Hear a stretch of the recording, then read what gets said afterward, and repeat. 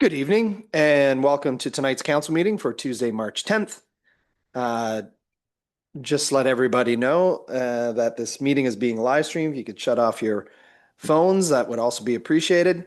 And I will start the meeting with our land acknowledgement. As we gather here today, let us be reminded that the community in which we live, work, and play is situated on traditional, unceded Algonquin First Nation territory. We would like to acknowledge and thank the Anishinaabe people and express our respect and support for their rich history and culture. Could I get a call to order, please? Councillor Atkinson is absent with regrets. All other members of council are present. Thank you very much. Approval of the agenda. We have a recommended motion that the agenda be approved as presented. Could I get a mover? Moved by Councillor Hinton, second by Councillor Comley. Is there any discussion on the agenda? Seeing none, all in favor? Opposed? And that is carried. Disclosure of pecuniary interest and or conflict of interest and general nature thereof can be made now or at any point throughout the meeting by notifying the clerk. Item number 5 is the approval of the minutes. Could I get the recommended motion, please? That the council minutes dated February 17th, 2026 be accepted as presented. Moved by Deputy Mayor Tennant, seconded by Councillor Sakaspina. Any discussion on those minutes? Seeing none, all in favor? Opposed? And that is carried. Item number 8, the consent report. Recommended motion, please. That council received the consent report dated March 10th, 2026. Thank you very much. Moved by Councillor Hinton, seconded by Councillor Kavanagh. I was just waiting there. Councillor Kavanagh. Is there any discussion on the consent report? Seeing none, all in favor? Opposed? And that is carried. Bylaws, there are 2. Could I get the first recommended motion, please? That bylaw 14-2026 to amend fees and charges bylaw 85 to amend fees and charges bylaw 85-2025 film policy be read a first, second, and third time and finally passed. Moved by Councillor Sakaspina, seconded by Councillor Comley. Any discussion on this bylaw? Seeing none, all in favor? Opposed? And that is carried. And the second bylaw is to appoint an acting deputy treasurer. Recommended motion, please. That bylaw 15-2026 to appoint Shannon Summers as acting deputy treasurer be read a first, second, and third time and finally passed. Moved by Councillor Kavanagh, seconded by Deputy Mayor Tennant. Any discussion? Councillor Comley? Not much discussion, just want to say welcome. Thank you. Thank you for that, Councillor Comley. I was going to do the exact same, so I don't have to, but that's on behalf of all of council. So there's no further discussion. All in favor? Opposed? And that is carried. You're good to go, Treasury. Thank you. And so that does it for bylaws. It moves us quickly on to announcements, of which I have one, which is to announce that March 21st is World Down Syndrome Day. I usually do a post wearing my odd colored socks, but we'd like to recognize that March 21st is World Down Syndrome Day. And then we open it up to the rest of council if anybody has anything on the go that they want to announce. And we always start off if she has something, which she always does, with Councillor Kavanagh. Yeah, did you want to go first? No. Okay. I'm just asking. Yeah, so much going on, and I will try to be quick. This Saturday, there is a book sale at the Youth Center from 10 to 2 to raise funds for the youth programming, and as well at the arena, the Mom to Mom sale is back from 10 to 1, which is kind of an annual tradition and a fundraiser for the food bank. And then what everybody's waiting for is next week is March break. And because it's March break, there is about, I was making notes, 47,000 things going on. So to prevent you all from listening to me for the next 2 hours, I encourage you to check out the Recreation and Culture Facebook page, our Town of Carleton Place event calendar, the library, which has a ton of stuff going on, and downtown Carleton Place has pulled together a Carleton Place March Break Staycation calendar. You can get it on the Downtown Carleton Place Facebook page, on the website, and it's also shared by our friends at the Carleton Place Recreation and Culture Department. And it outlines all the fun stuff you can do with the kids right here in Carleton Place. So I encourage everybody to get out next week, visit all these wonderful things. Most of the events are free or very low cost. And yeah, I want to see pictures, posts, and hear all about it. Thanks. Thank you, Councillor Kavanaugh. Councillor Sakaspina. I just have one thing, and that's Saturday. Get yourself down to the Legion for the monthly Legion breakfast. 8 a.m., 10 p.m., $13 for one, 2 for 25. And if you're under 12, like myself, it's $6.50. So come on down for the best breakfast in town and see you there. Thank you, Councillor Sakaspina. Councillor Conway, did you have one? No. Councillor Hinton. Thank you very much, Mayor Randall. I have two this evening. Firstly, the Carleton Place Canadians are playing this Wednesday at home against Pembroke. It's their last home game, and it is a do or die game, as they say. They're tied for the last playoff position with Cornwall. So we can't afford another loss, or Cornwall will be in the playoffs and Carleton Place be out. So get down, support the boys. There's a lot of local kids on that team, and they really need the help right now. Also, secondly, as the council representative on the library board, I'm pleased to share some wonderful community news. The Carleton Place Public Library is celebrating its 180th anniversary, marking 180 years of service since opening on March 14th, 1846. Carleton Place has the proud distinction of having one of the oldest libraries in our region, established even before Ottawa's first library. What began as a small subscription library with 65 members has grown into a vibrant community hub, serving now more than 55 users. Over the 5,500 users. We've gone from 65 down to 55. And it only took 150 years to do that. 5,500 users. Over the decades, the library has continued to evolve while overcoming challenges and serving residents with resilience and innovation. More than just a place for books, it remains a vital gateway to literacy, lifelong learning, and community connection. On behalf of council, congratulations to all the library staff, the volunteers, the library board, and the many residents who have supported this institution for generations. I encourage everyone to visit the library and rediscover everything that it does have to offer. Excellent. Thank you very much. And just as an add-on to Councillor Kavanaugh's bit, you can always sign up for CP Scoop. And we also now have the CP Social Scoop. Thank you, Amanda, which highlights everything that's going on, or most everything that's going on in Carleton Place with our social calendar. And so those two entities are a great resource for our citizens to know what's happening in Carleton Place all the time. So sign up for that. Thank you very much for all those announcements, which moves us along to the confirmatory bylaw. Could I get the recommended motion, please? That bylaw 16-2026, confirmation of council proceedings for March 10th, be read a first, second, and third time and finally pass. Could I get a mover, please? Councillor Kavanaugh, seconded by Councillor Hinton. Any discussion? Seeing none, all in favor? Opposed? And that is carried. Brings us along to adjournment. And the recommended motion is that the meeting be adjourned at 6:09, moved by Councillor Comley, seconded by Deputy Mayor Tennant. All in favor?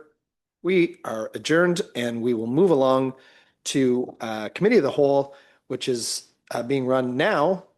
Good job, Mark Hinton, on your 8 months in the chair. We are being managed now by Deputy Mayor Tennant. So Deputy Mayor Tennant, take it away. Thank you. I'll let everyone get in their seats. All right. The mayor's not in his seat. Oh, I'll get started anyways. A call to order, please. Oh, Again, Councillor Atkinson is away with regrets, and every else is present. Since I have the microphone though, I will add that for the approval of the agenda, An item was removed from the closed session, so if we could approve, or if council chooses so, I recommend approving the agenda as amended. Thank you. Perfect, thank you. So I think call to order is the only thing that I go back to staff for. Everything else I read myself. I'm not really sure why I do that. Okay. The approval of the agenda, suggested motion that the agenda be accepted as amended, and that's with the one item in the closed session deleted. Should we mention which one it is? Yeah. Community planning matter has been removed. So could I get a mover and seconder for the amended agenda? Councillor Hinton and Councillor Kavanaugh, all in favor? Thank you. That's carried. Okay, we are at declarations. Does anybody have a declaration or conflict? Don't, do not see any. Minutes to be approved and received. Committee of the whole minutes that suggested motion. The committee of the whole minutes dated February 17th, 2026 be accepted as presented. A mover and seconder, please. Councillor Comley, Councillor Kavanaugh. Any discussion? All in favor? And that's carried. Thank you. We're on to reports, and our first report is the Community Enrichment Grant Program first intake. The suggested motion is that council approve the allocation of community enrichment grants to various organizations under intake 1 in the amount of $28,225. Could I have a mover and seconder to bring it to the floor? Mayor Randall and Councillor Hinton. And Jessica, please take it away. Okay. Thank you. Good evening, Council. As just explained, I'm here to present the first intake for the Community Enrichment Grant Program for 2026. As Council will recall, a budget of $47,000 was approved for 2026, with $12,000 being allocated strictly for financial support and then $35,000 for in-kind support. As just a brief summary within this application, there's a few things to note. With respect to the coldest night of the year application, we are recommending that the in-kind support of the Canoe Club be supported. The financial support that was requested, it was for event expenses. However, this event has already passed. With respect to the Mississippi Lakes Association requesting $1,000, that was requested to match what neighboring municipalities would be providing. However, we've spoken with those neighboring municipalities who are giving various levels of support. So our suggestion is that we continue with our $500 support, which we have been giving for numerous years. And lastly, with respect to the Mississippi MUDS application, staff would like to note that the recommendation is the $1,500 of in-kind financial support to offset a number of rentals of the Town Hall Auditorium for the 2026 year. And we would also like to note that the Mississippi MUDs are looking to take advantage of the subsidy option, which would also assist in offsetting the expenses of the rental rates of the Town Hall Auditorium now that the fees have been increased. That is a new portion of the Community Enrichment Grant Program, and they are hoping to take advantage of that. Unfortunately, because their schedule hasn't been confirmed for the entire year, we're not exactly sure that funding amount. However, by second intake, we will for sure have that number and we'll be able to adjust what is available for second intake. And on that note, I would just like to remind council that we've had conversations about updating the financials regularly as these events complete instead of just at the end of the year. So as these events are completed, for what you see here on the spreadsheet, that will adjust what is available for the second intake. So the amount you see could potentially be higher for the second intake, meaning more money would be available, but that will be made known in August. So I'm happy to answer any questions that you have. Great, thanks for that, Jess. And any questions? I see Linda. Go ahead. Jessica, I was looking over the list and I'm really surprised to see that three of us are bigger draws, Mighty Madness Day and the CP Fishing Derby, and the race around the town, which is going to be even huger this year, hardly asked for any money. But I'm curious, when there's larger organizations and they don't ask for in-kind donations, they ask specifically for financials, do we look at a financial statement or something, or how is that judged? Thank you, through the chair. So when they request financial support, we do ask for a breakdown of where those funds are going to go. And then at the end, when they've completed their financial report, we do ask for sometimes even receipts, but we do ask for that breakdown of where that funding goes.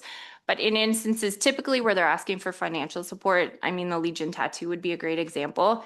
They've listed how much these bands are that they're looking for some financial support to help offset. So it kind of speaks for itself through the application, but we can always follow up if that's what they're seeking. One more question. I was looking at the Craft Cycle Creative Reuse Center. Now, when I lived in California, every town had a reuse center. It was either an empty storefront or something, and like anything that they got extra that they picked up at the dump or whatever, they would go into this creative use thing, and there was papers and pens, and it was just great, and I wish we could do something like that. But I thought that was quite ingenious. Thank I'll comment through the chair. Yes, so this is a new initiative with the town. So what they're seeking is basically some funding to get carts and tables and things to kind of get it going. But they also are receiving some support through CPAC by way of promotion. This is a really great community initiative. So we're happy to suggest that we support it. Great, thank you. And I see Councillor Conley. Thank you. It's so great to see how many organizations, well, how much happens in this town and that we can fund it. So thank you for that. I'm happy that we are doing the accounting now. So any in-kind that is not used goes back into the pot. It's nice to see. Can you remind us when the second intake opens up for any groups that are looking for that? Absolutely, through the chair. So first intake will be approved by the beginning of April. In theory, really, they could apply anytime now. The second intake closes August 28th, and then the same cycle where it will be presented to COW and then council. So applicants who are seeking support in the second intake should expect to receive a response by end of September, but the deadline to apply is August 28th. Great, thank you for that. Any other questions or comments? Mayor Randall. Excuse me. Thank you for the report, Jess. And again, just to echo what's already been said, just some great programs. Awesome to see Mighty Machines is back. I know it's a lot of work, but it's so well received, and we get people from truly all over the place that come to it. And but it's great to see so many community outfits reaching out, taking advantage of these funds, and I also know that a lot of work goes into vetting everybody and making sure that the people that are supposed to be getting the funds are getting the funds. So thank you very much. But kudos to all the community entities that are taking advantage of the funds, and recommend that they continue to do that in the future, because the programs that they're running are terrific. Thank you. Great, thanks for that. Any other questions or comments? All right, Jess, we're going to cut you loose here, I think. All in favor of the suggested motion? And that's carried. Thank you very much. Our next item B, Carleton Place 2025 Stormwater Management Annual Report with Guy Bourgon, our Director of Public Works. Suggested motion that council accept the Carleton Place 2025 Stormwater Management Annual Report as information, and that the report be made available to the public via the town's website. Could I have a mover and seconder, please? Councillor Conley and Councillor Kavanaugh. Guy, floor is yours. Thank you, Deputy Mayor Tennant, and good evening, Council. As part of our legislative requirements under our Consolidated Linear Infrastructure Environmental Compliance Approval for our stormwater, we have to submit an annual report by the end of April of every year, and this is part of the fulfillment of our requirements. This year, I'm pleased to report that we've inspected all our stormwater management facilities, as well as our stormwater outlets to the river, and everything is in compliance. Everything is working as intended, so there's nothing unusual that needs to be prepared at the moment. With that, I'll take any questions you may have on the report. Thank you for that, Guy. Any questions or comments for Guy? You've done too good a job. You don't need to answer any questions. All in favor of the suggested motion? Carried. Thank you for that, Guy. Our next item is item D, childcare fare increase. Oh, sorry. I skipped. Oh, C. There we go. Pardon me. Carleton Place Drinking Water System 2025 Annual Report. I was wondering why Guy was still there. Suggested motion that council accept the Carleton Place Drinking Water System 2025 Annual Report as information, and that the report be made available to the public via the town's website. A mover and seconder, please. Councillor Hinton and Mayor Randall. Go ahead, Guy. Thanks. Again, with this report, it's a legislative requirement from the Ministry of Environment and Conservation and Parks that we present the annual drinking water report to council. to get your acceptance of it, as well as posting it then on the website. The report itself has already been sent by Aqua to the ministry, so they already have it in hand. As far as the report is concerned, nothing of major note to report on it. There was a minor non-compliance with a fluoride analyzer that was left on hold and missed a sampling event, but it didn't amount to anything, and it was corrected immediately, but they have to report on it. Our annual inspection that was completed in February of 2025 resulted in a perfect score of 100% again. So everything is running well. With that, I'll take any questions. 100% is pretty good. Any questions or comments for Guy? Mayor Randall. Thank you, Guy. There's just looking through the report and seeing the looks like issues that are on get called in or on private property and throughout the town. There looks to be, I don't know, maybe 15 or so of those. Is that an average year for us, or an average time, in this time frame that we get issues that we are either responsible for or looking up on behalf of our citizens? Through the chair, yes, that's fairly average, especially as infrastructure age.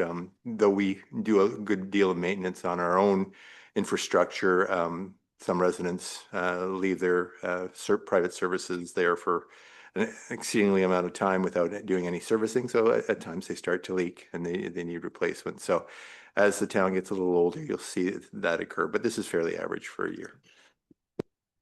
Thank you. And just a follow up, as I know that part of the work that is going on, there's major work obviously going on at the water plant, wastewater plant, and we have pumping stations kind of dotted throughout the town that are also being worked on. Just as a kind of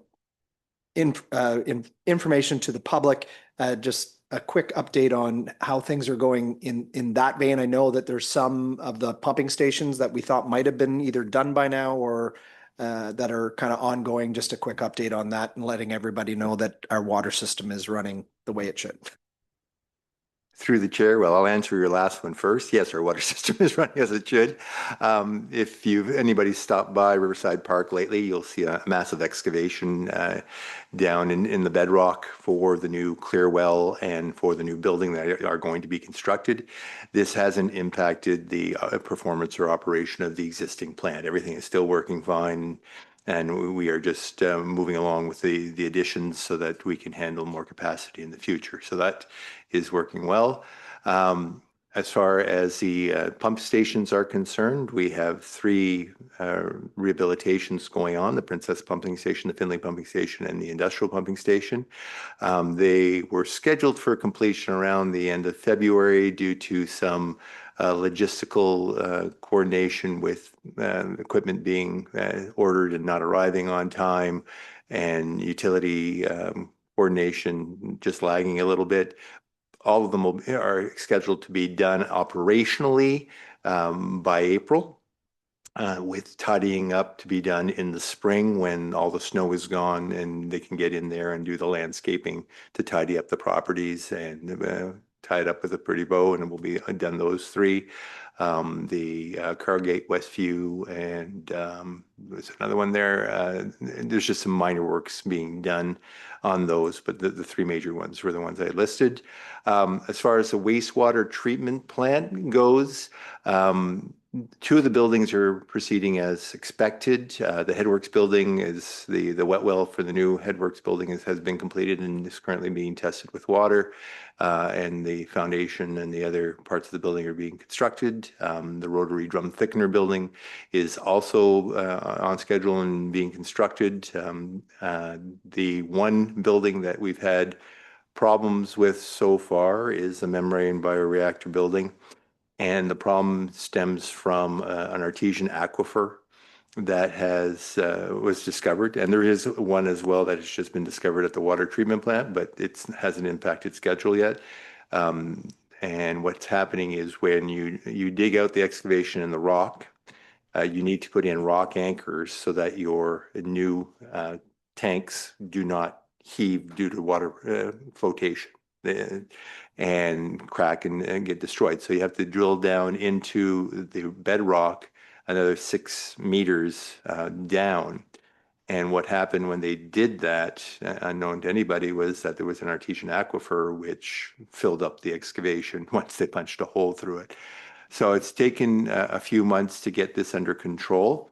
And the spring freshet isn't helping us any, but we are at a point right now where the drilling for the rock anchors are back in, but it required us to put in a half dozen large pumps all around the excavation to a depth below the into the artesian aquifer to draw down that aquifer so that it wasn't filling up the excavation anymore. And that's why that one there was delayed a few months, but we're still on schedule to have it done by the end of 2028. Thank you. That was a very detailed update. Thank you. Yeah, it's just all in the wording. You got to ask the right thing. I had a job like that go sideways on me last year. I had to get 3 or 4 more pumps because we found all kinds of things. So it does happen. Any other questions for Guy? All in favor of the suggested motion? And that's carried. Thank you, Guy. We're moving on to item D, which I tried to do before. 2026 childcare fee increase with Jennifer Berry and Heather Bigra. A suggested motion that council approve increasing the school age childcare fees by 2.1% effective June 1st, 2026, as outlined in the report by the childcare administrators dated March 10th, 2026, and that the necessary bylaw to enact the fees be forwarded to council for approval. A mover and seconder, please. Councillor Kavanaugh and Mayor Randall. And go ahead, please. Thank you. Thank you. We're bringing forward a proposed childcare fee increase for your consideration, which was included in our report. We're proposing a 2.1% fee increase to our school age programs, which aligns with CPI and will help offset rising operational costs while ensuring we continue to offer safe and high quality care. Details of the recommended adjustments are outlined in the report. Our contract with Larnach County includes the Canada-wide Early Learning and Child Care Agreement, CWALC is the acronym for that, which dictates that parent fees for children under the age of 6 must be frozen. So as a result, childcare is only able to consider adjusting fees for our school-age children that serve children 6 years and older because they're not included in that agreement. Thank you for that. And are there any questions or comments from council? No, I think you did a great job already. So could I have a vote for the suggested motion? All in favor? Didn't I do that already? Yeah, you did. Okay, so mover and seconder is done. All in favor of the suggested motion? Oh, did you have a question? Yeah, okay, go ahead. Sorry. All good, go ahead. Sorry, I apologize. Just have a few questions. So understanding the report, it's a normal 2.1% increase based on consumer indexing and things. I just have a few questions. We approved the budget earlier this year, which included a 41% staffing increase on staffing costs for 2026. And there seems, and conferring with my colleagues as well on this, there's a surplus on the budget for the childcare this year of 2026 of $245,000.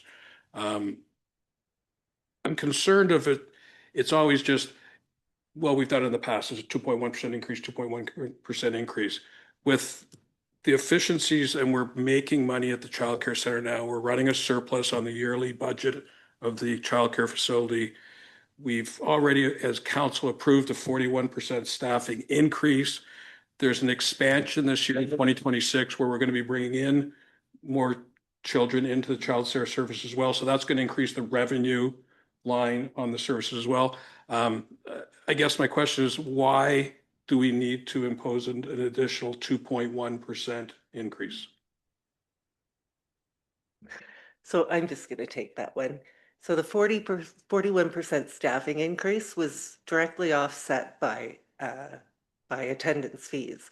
So the staffing went up because the number of children we served went up. The number of children we serve creates fees. So wasn't just a 41% increase in staffing, not offset. It's due to volume, that part.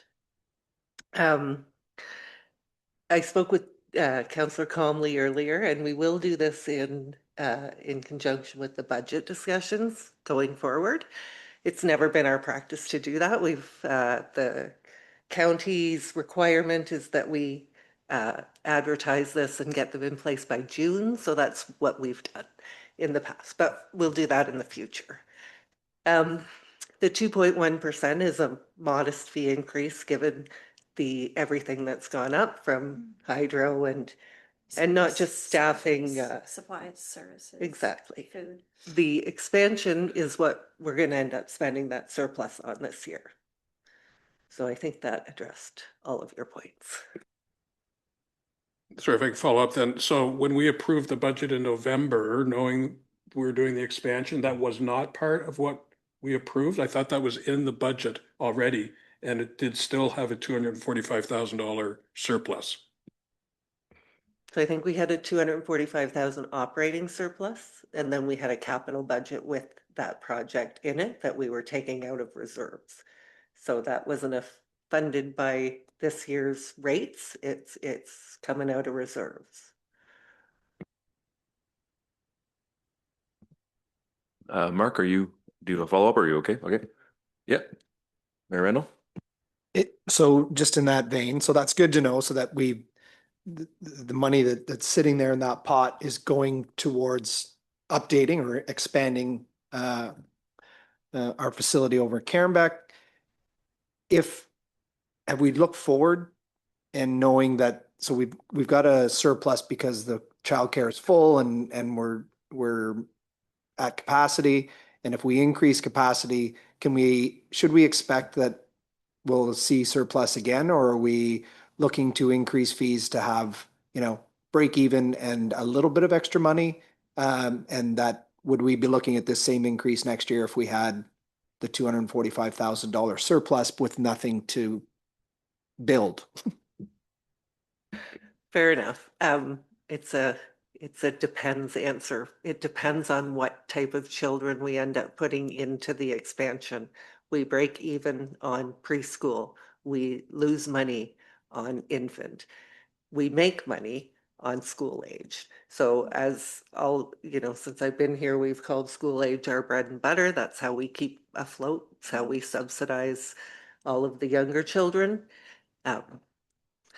So going forward, next budget, when we present that, we're going to present a fee increase if we think we need one. So you'll see that in the budget process next year.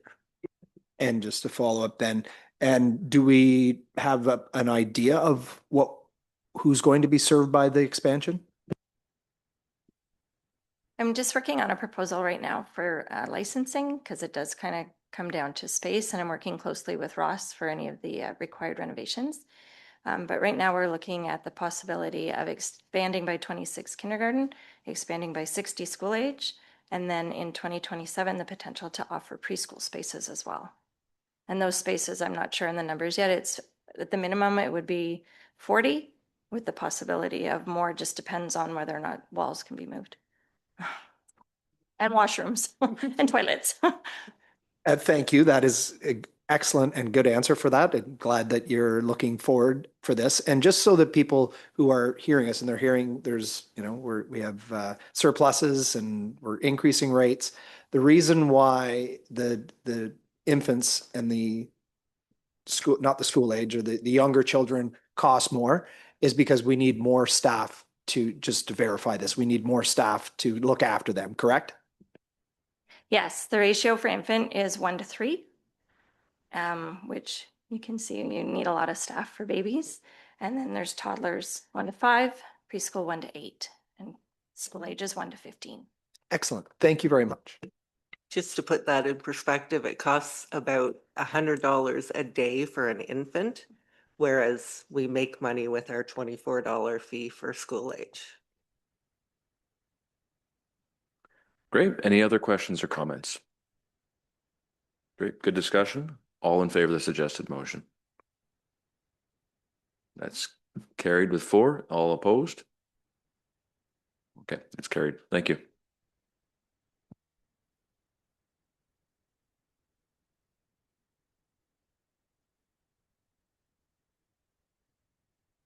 And everybody get settled back in again before we move on.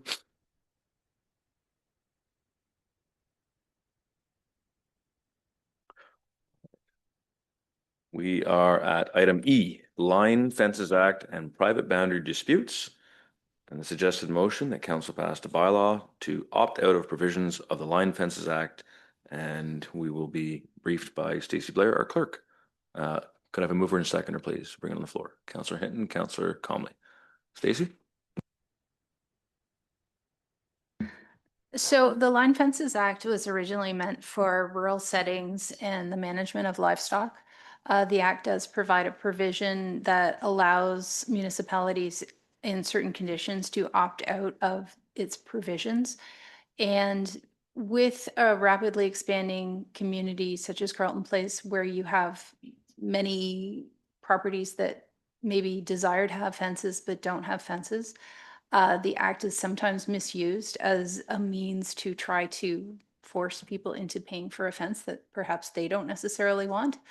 So the point of opting out of the provisions of the act is so that the municipality isn't used as a mediator between neighbors, and that fence disputes can be resolved civilly between neighbors themselves. So what would happen is that if somebody wants a fence, they can pay for a fence themselves.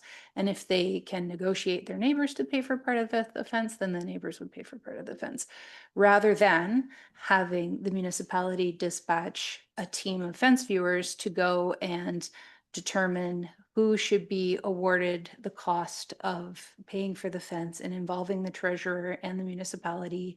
And the other thing is that it doesn't always work out the way that people anticipate that it might. Like somebody might think, well, it's going to be 50-50, but the fence viewers would take into consideration who wants the fence and who doesn't want the fence. And as well, they get to assign the type of fence that is built, which is not always aligning with the person, what the person who wants the fence wants. So all that said, the act, as I mentioned, does give us the opportunity to opt out. And that is my recommendation. This was something that was recently discussed amongst the clerks. And so that is why I'm bringing it forward today. I've built many, many panels of fence, and I did not know the job fence viewer existed until very recently.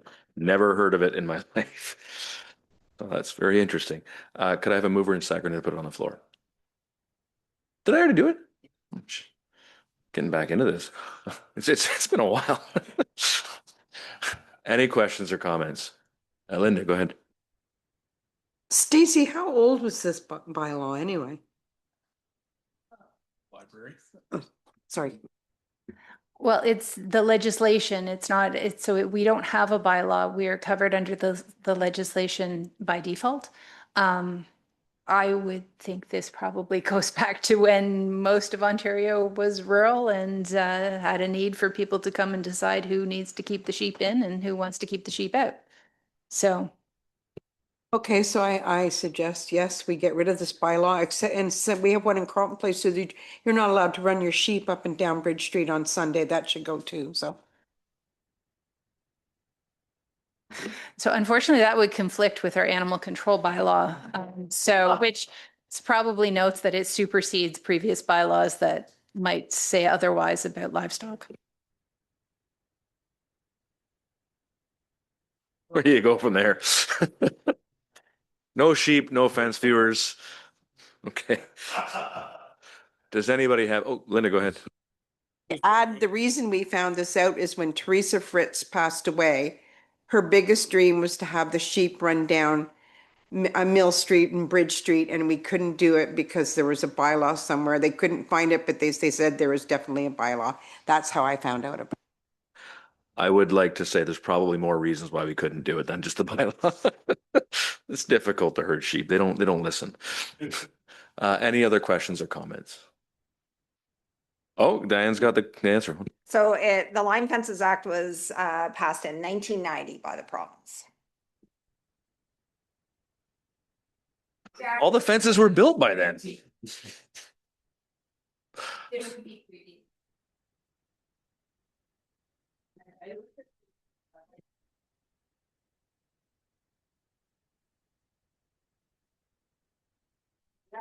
All right, let's focus here. Is there any more questions or comments? I don't see any more questions or comments. All in favor of the suggested motion? And that's carried. Thank you. We have one item. This is the 2025 Development Services Activity Report Card. Nikki's not here tonight, but I thought we should keep this on just in case anybody wanted to see it.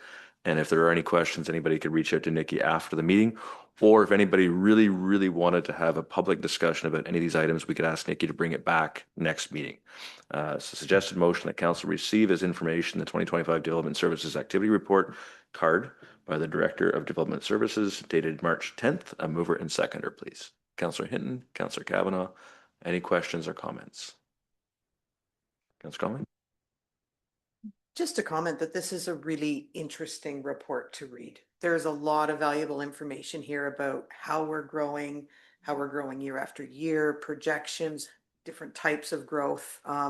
It's an interesting read. People might be interested in it. That's all. Yeah, I noted a couple of things that were a little unique as our commercial is growing, and that's sort of significant. The build form has changed over time. It is interesting to look at. So, does anybody, Mayor Randall?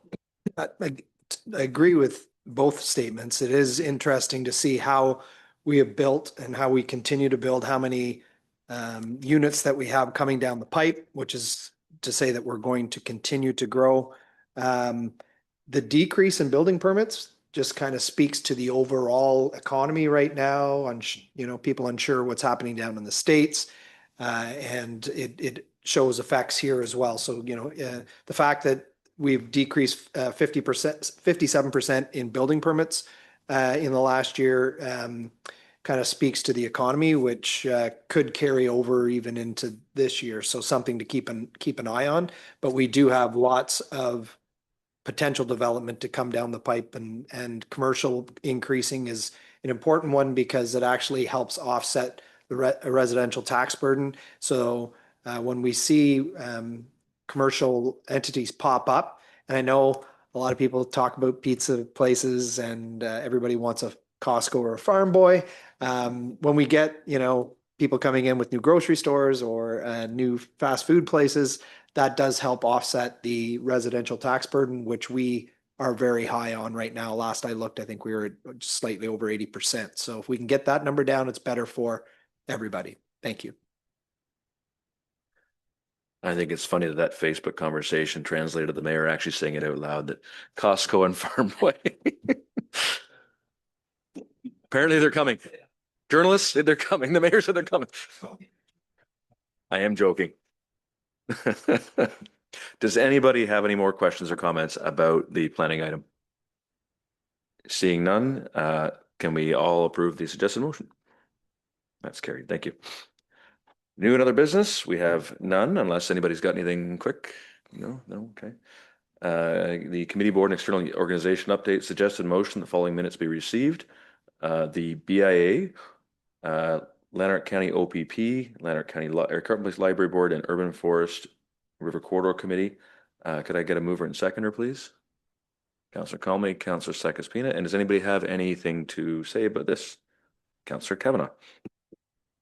Thank you, Deputy Mayor. I just wanted to take a moment to talk about the BIA budget, which is in this information listing. I sit on the BIA board as the chair, and I just wanted to take a few minutes to kind of go over a process which has kind of been new for the last couple of years.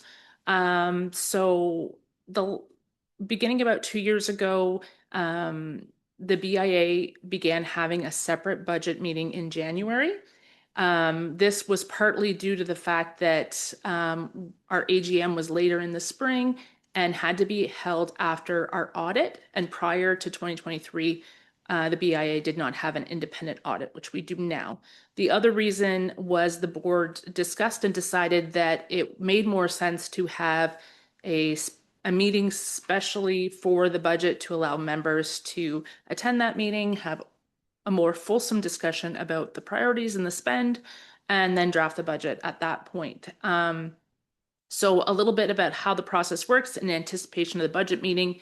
The BIA staff send surveys to the members to get feedback. That feedback is collected and discussed at the board. Priorities are set, and a draft budget is put together. Then that draft budget is presented in that open meeting in January where all members are able to attend and they can voice their concerns, advocate for their priorities, and the board listens to that feedback and adjusts. And then that final budget is brought to the board for approval, which is what happened in the January meeting minutes that are enclosed. So just at a glance, the priorities for 2026 are beautification. We have a multi-year holiday decor plan to build capital assets as the years go on.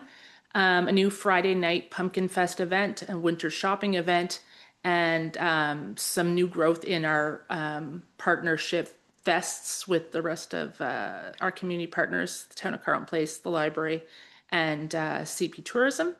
Some new advertising campaigns and a new member support grant that launched this year. We're also of note increasing the levy by 2%. We haven't had an increase in the tax rate at the BIA level since before the Bridge Street construction. The board over the years has discussed and wanted to give businesses downtown opportunity to kind of get their feet back under them after Bridge Street reconstruction, after COVID. And now that we're well on our way, it's time to adjust for the cost of living. So yeah, I just wanted to give everybody kind of an overview of that process. If anybody on council has any questions, I'm happy to take them. All this information, of course, is available on the Downtown BIA website. And yeah, thanks. Great, thanks for the update on that. Any other questions or comments on the committee item? Seeing none, all in favor? Passed, carried. All right, we are on to information listings. We have Mississippi Valley Conservation Authority Board Summary Report. Suggested motion that the information listing dated March 10th, 2026 be received. Mover and seconder, please. Councillor Comley, Councillor Kavanaugh, all in favor of accepting his information? That's carried. Sorry, was there any discussion? Pardon me. Anybody want to? No. Okay. And we are down to the closed session. We have one item tonight, litigation matter. Suggested motion the committee move into closed session at 6:46 p.m. Discuss a matter subject to the municipal section 239. Litigation or potential litigation, including matters before administrative tribunals affecting the municipality or local board, and that the following persons be permitted to participate in the meeting: Diane Smithson, CAO, and Stacey Blair, clerk. The suggested motion the committee return to regular session after the meeting. Had it. I remember that part. A mover and seconder moving to close. Councillor Hinton and Councillor Kavanaugh, all in favor of moving into closed. That's carried. Thank you. Thanks for coming, Mark.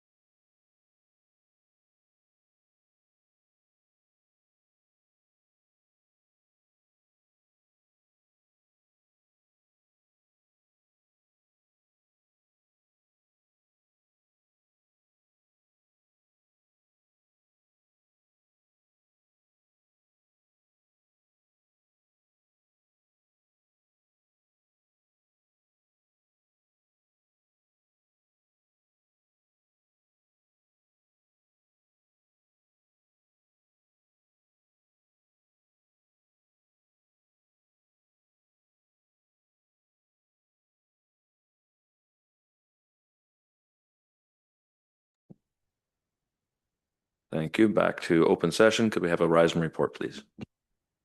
An information report was provided in closed session. Thank you very much.